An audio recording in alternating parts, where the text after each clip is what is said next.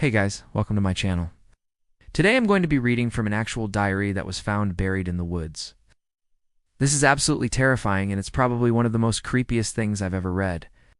I was hiking with a friend in a heavily wooded area. We were taking pictures for a school project.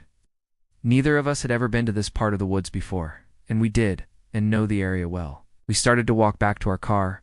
We began to get lost.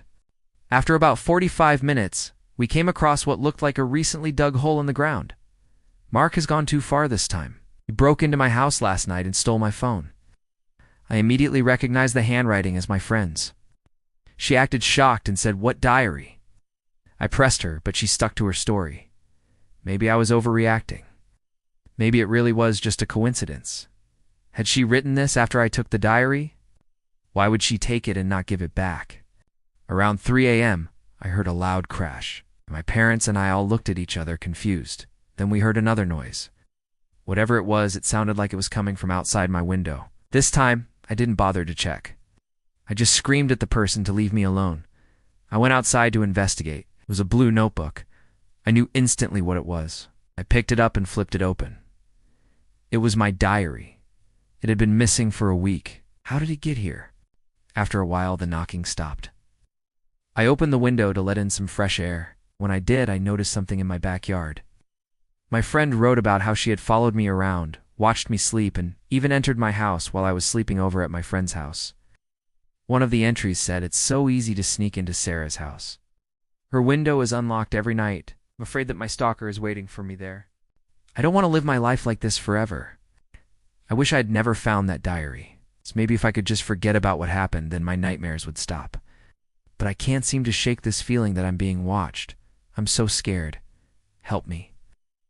That explained why the guy had been able to enter my house. Let me know what you think happened in the comments down below. Did the author's nightmare come true? I'm the host. And if you like scary stories, then stay tuned, because I'll be uploading scary stories every week. Yes! Sometimes I wake up in the middle of the night, and I swear I hear my name being whispered. I always wake up shaking and confused. I try to convince myself that it was all just a bad dream, but sometimes when I'm home alone, I hear footsteps in my house. Sometimes I even see a shadow out of the corner of my eye. But when I turn around, there's no one there. But who was he? Was he my friend's boyfriend? So, why hadn't I recognized him? Someone had made a small pile of rocks in front of my window, almost like a cairn. Now she waited for me to run and hide in my closet. I kept waiting for someone to break in my window, but no one did. In the morning, I told my parents that I wanted to move in with them permanently. She would break in tonight and finally put an end to this. It was identical to the one in the picture from my friend's phone. I immediately called the police. My dad got out of bed and grabbed a baseball bat. They all went to my window and peeked outside. On the ground below my window was a rock. It was written in my friend's handwriting and read, "Sarah finally realizes that I've been watching her this whole time. She looks scared now. I can't wait to make her fear me. Sarah is my name." I felt sick to my stomach. Had my friend been stalking me this whole time? Why? It was the same size and shape as the rock that was in the picture my friend had taken. The rock monolith. Did she write those other entries too? Is this all some sick joke? I wanted answers. They too thought that it was probably just a coincidence. That same evening, I heard another knock on my window. Again, it was the same man. I called the police, but they didn't do anything. Apparently, it wasn't a crime unless he had actually entered the property. I was furious. Why didn't he just leave me alone? At first we thought nothing of it, but then we saw something sticking out of the dirt. It was a small, worn, leather-bound book. I felt a little uneasy, but I took the book home anyways. I live in a rural area, and we don't get many visitors. Cautiously approached the window and peeked outside. There was a man standing on my lawn with a flashlight.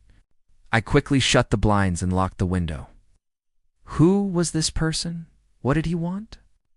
When the police arrived, I pointed out the rock and explained everything that had happened. They searched my property and even questioned my neighbors, but they couldn't find whoever was responsible. The author chose to remain anonymous, and so did the people they referenced in their stories. So I'll be referring to the characters as the author, the friend, and the stalker. He broke into my house last night and stole my phone. My blood ran cold. I thought maybe I should have left the diary in the woods. I tried to convince myself that this was just a crazy coincidence, and that I would never see or hear from these people again, but I couldn't help but feel uneasy. This story comes from the author. I found this diary about 2 months ago. As soon as I got home, I began to read the diary. Some of the entries seemed normal enough. It appeared to be a teenage girl's diary. There were entries about school, friends and family. Then there were some more disturbing entries about her friend's ex-boyfriend. He had recently broken up with her friend and was acting very strangely afterwards. He would drive by her house at all hours of the night. Sometimes he would just sit in his car across the street staring at the house. Other times he would walk past her house and ring the doorbell and then run away. One day I was reading this entry and it said, "I think Mark has taken things too far this time." The next day I went back to the woods with my friends to try to find the hole again. We searched for hours, but we couldn't find it anywhere.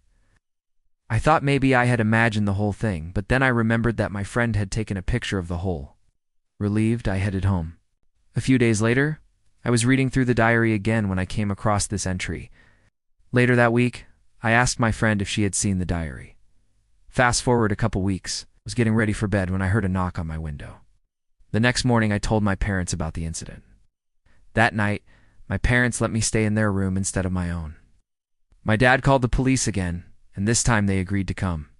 2 days later, I was in my room drawing when I heard another knock on my window. While I was on the phone, I noticed a small object near the rock monolith. Then I saw the entry that had been added since I'd last read it. The rest of the entries were terrifying. In the final entry, my friend wrote about how she had finally snapped and revealed herself to me.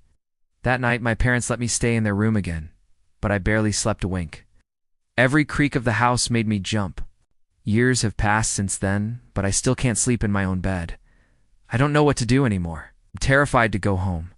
That is one scary story.